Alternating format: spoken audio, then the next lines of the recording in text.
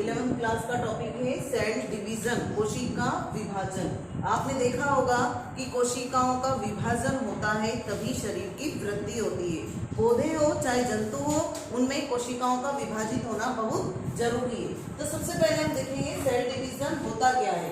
किसी कोशिका के गुणसूत्रों एवं कोशिका द्रव्य में के बंटने तथा उससे दो कोशिकाओं के उत्पन्न होने को कोशिका विभाजन कहते हैं। मतलब जो उसके गुणसूत्र होते हैं, सपोज कीजिए मनुष्यों में गुणसूत्रों की संख्या 46 है और कोशिका के अंदर का द्रव्य, कोशिका द्रव्य, वो दोनों बट जाए और बटने के बाद 1 से 2 कोशिकाएं बने, 2 से 4 बने, है ना, तो उससे 2 कोशिकाओं के उत्पन्न होने को ही कोशिका विभाजन या सेल डिवीजन कहते हैं। उदाहरण के तौर पे बताती हूँ कि मान लीजिए कि हमारा शरीर है, हमारे शरीर की कोई भी कोशिकाएं यदि क्षतिग्रस्त हो जाती है, क्षतिग्रस्त मतलब चोट लग गई, सपोज करो कोई उंगली में मुझे चोट लगी है, कट लग गया, धीरे धीरे आप देखते हैं थोड़े दिनों बाद हम कोई मेडिसिन वगैरह खाते हैं, तो उसके बाद में कोई ट्यूब लगाते हैं और फिर वापस से मरम्मत हो जाती है उन कोशिकाओं की। तो यदि कोशिकाओं की मरम्मत नहीं होगी, है ना, तो कोशिकाएं घाव कैसे भरेगा।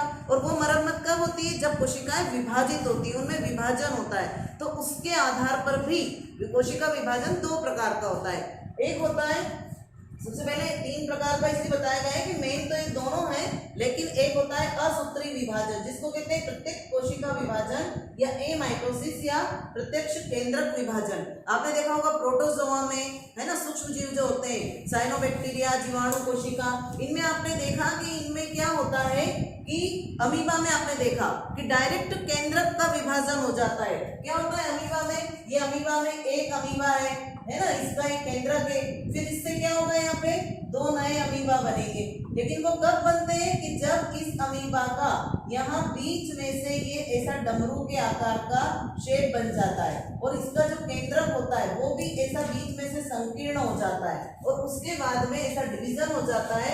मतलब डायरेक्ट जो है वो केंद्रक का या कोशिका का विभाजन हो जाता है और एक से जो है 2 नए अमीबा का निर्माण हो जाता है। तो इसको कहा जाता है यहाँ पर कौन सा विभाजन, असूत्री विभाजन या प्रत्यक्ष कोशिका या केंद्रक विभाजन।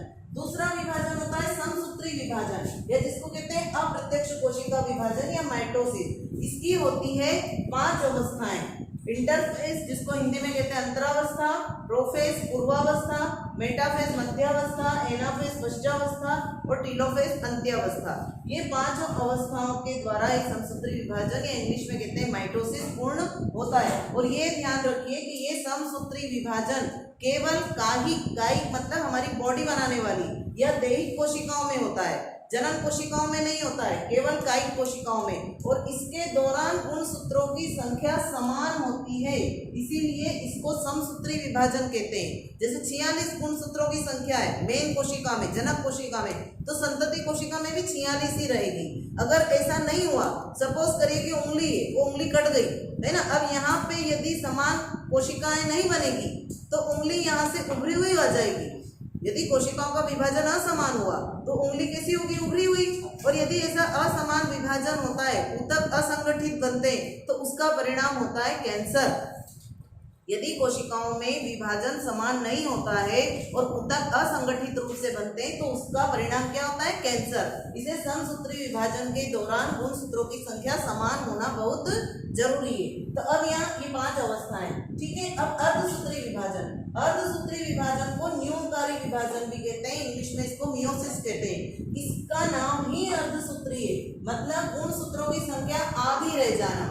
मतलब ये जनन करने वाली कोशिकाओं में होता है। आपने वृषण और अंडाशय, नर जननांग और मादा जननांग देखे, पुष्प में हो चाहे मनुष्यों में हो, प्राणियों में हो, तो उनमें क्या होता है, उन जनन अंगों में हमेशा यही विभाजन होता है, क्योंकि वहां पे गुणसूत्रों की संख्या आधी होना जरूरी है। क्योंकि वापिस निषेचन के बाद में जब नर युग्मक और मादा युग्मक मिलते हैं तो गुणसूत्रों की संख्या फिर पूरी हो जाती है। तो इसलिए वहां पे नेचुरली ऐसा बनाया हुआ है सिस्टम कि वहां पे जो है जनन अंगों में अर्धसूत्री विभाजन ही होता है और गुणसूत्रों की संख्या आधी रह जाती है, ठीक है। अब उसके बाद में अर्धसूत्री विभाजन या न्यूनकारी विभाजन मियोसिस हो गया। अब आप यहाँ देखिए कि ये जो समसूत्री विभाजन है, इसको सर्वप्रथम डब्ल्यू फ्लेमिंग जो थे उन्होंने जंतु कोशिकाओं में देखा था, इसका नाम भी इन्होंने ही दिया था माइटोसिस। और स्ट्रासबर्गर जो थे उन्होंने इसको पौधों में देखा था, पादप कोशिकाओं में, और डब्ल्यू फ्लेमिंग जो थे उन्होंने इसको जंतु कोशिकाओं में देखा था। तो ये माइटोसिस या समसूत्री विभाजन। अब इसकी अवस्थाएं आज हम यहाँ पर बात कर रहे हैं समसूत्री विभाजन की, माइटोसिस की। माइटोसिस की पहली अवस्था देखिए आप, इंटरफेज। अब इस इंटरफेज में आप देखिए कि इस अवस्था को कहते हैं, इंटरफेज को अंतरावस्था, अंतरावस्था भी कहते हैं इसको, तैयारी अवस्था भी कहते हैं, है ना। और आप देखिए कि ये जो 5 अवस्थाएं हैं, इंटरफेज, प्रोफेज, मेटाफेज, एनाफेज और टीलोफेज, इस अंतिम अवस्था और ये जो प्रोफेज अवस्था है, इन दोनों के बीच की अवस्था होती है इंटरफेज। इंटर मतलब मध्य, है ना, एकदम से बीच वाली तैयारी अवस्था। अब इसको पहले रेस्ट जो है, रेस्ट वाली अवस्था भी कहते थे, आराम वाली अवस्था। अब इसमें आप देखिए ये पूरा तैयार हो रहा है विभाजन के लिए। यहाँ देखिए एक कोशिका है, इसको हम कहते हैं कोशिका के बाहर की कोशिकी झिल्ली, ये यहाँ का अंदर कोशिका द्रव्य, उसके बाद में ये केंद्र, ये केंद्रक के अंदर केंद्रिका, ये केंद्रक के बाहर केंद्रिकी झिल्ली, और अंदर पूरा क्रोमेटिन जाल। मतलब जब गुणसूत्र बनते नहीं है तब पूरा क्रोमेटिन जाल होता है, पतले पतले धागेनुमा संरचना, तो ये पूरे धागेनुमा संरचना। और यहाँ पर पाए जाते हैं तारक केंद्र, जिसको हम कहते हैं सेंट्रियोल। तो ये पूरी कहलाती है इंटरफेज अवस्था है, जिसको तैयारी अवस्था भी कहते हैं, और ये द्विगुणित अवस्था है। अगली अवस्था देखिए प्रोफेज। प्रोफेज अवस्था को हम कहते हैं पूर्वावस्था, ये पूर्वावस्था कहलाती है। इसमें आप देखिए कि ये केंद्र की झिल्ली तो ऐसी की ऐसी है, लेकिन ये जो यहाँ पे तारक केंद्र थे, ये तारक केंद्र से तरकु रेशे निकलने लग गए। तरकु रेशे मतलब जैसे हम स्टार बनाते हैं और स्टार से रेशे निकालते हैं ना, ऐसे रेशे निकलने लग गए। तो तारक केंद्र से तरकु रेशे निकलने लग गए।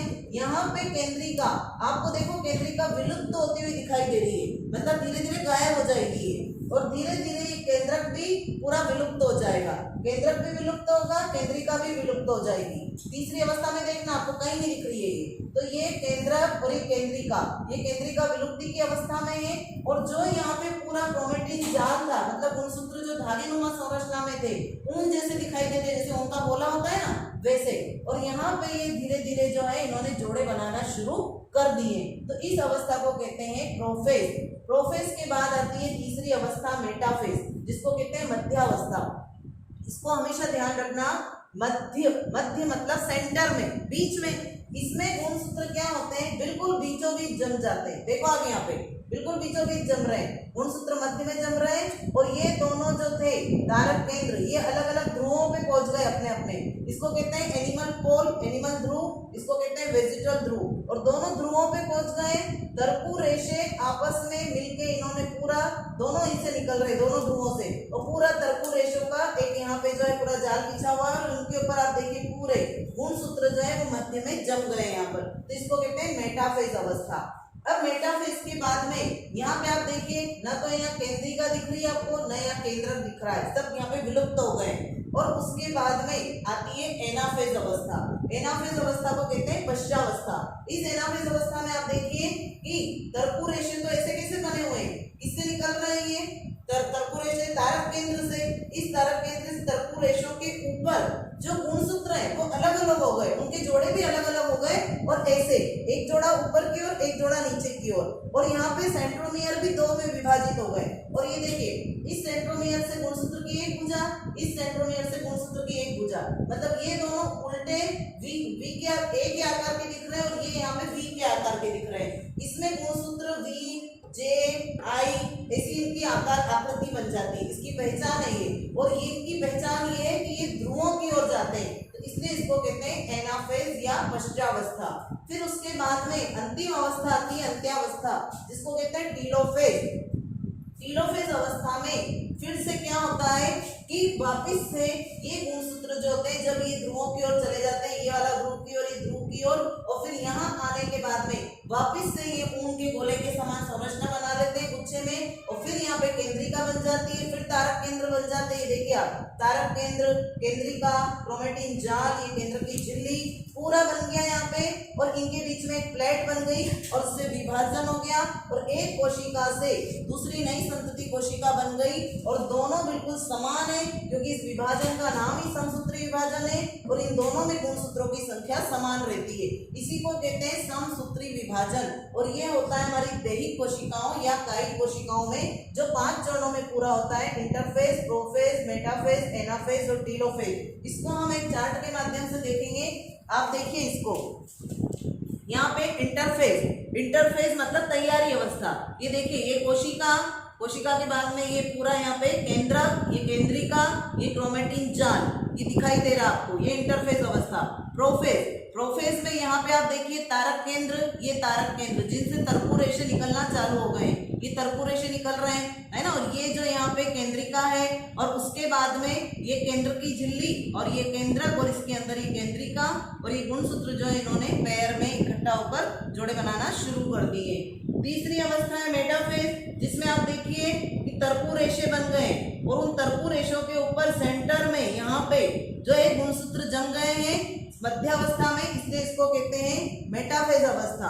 अगली एनाफेज अवस्था में, एनाफेज अवस्था में देखिए आप, गुणसूत्र 2 भागों में, उनके जोड़े जो है वो 2 भागों में विभाजित हो गए, अलग अलग जो है टूट गए, और एक जो है टुकड़ा वो ऊपर की तरफ, मतलब गुणसूत्र की एक भुजा ऊपर की तरफ, एक भुजा नीचे की तरफ जा रही है वी शेप में। तो ये देखिए आप, ये ऊपर वाले ध्रुव की तरफ, ये नीचे वाले ध्रुव की तरफ, इसको कहते हैं एनाफेज। अंतिम अवस्था होती है टीलोफेज। इस टीलोफेज में बीच में से डिवाइडेशन हो गया, और वापस से यही अवस्था से यहाँ पे वही केंद्र की झिल्ली, वही यहाँ पे केंद्रिका, यही यहाँ पे सेंट्रियोल, और ये गुणसूत्र उनके गुच्छों के समान, धागों के समान यहाँ पर जो है बिल्कुल बीचों बीच इकट्ठे हो गए। तो इसको कहते हैं टीलोफेज अवस्था, जिसमें एक कोशिका से 2 नई संतति कोशिकाओं का निर्माण होता है, और जिसमें गुणसूत्रों की संख्या समान होती है, और ये हमारे शरीर की वृद्धि के लिए अत्यंत आवश्यक है।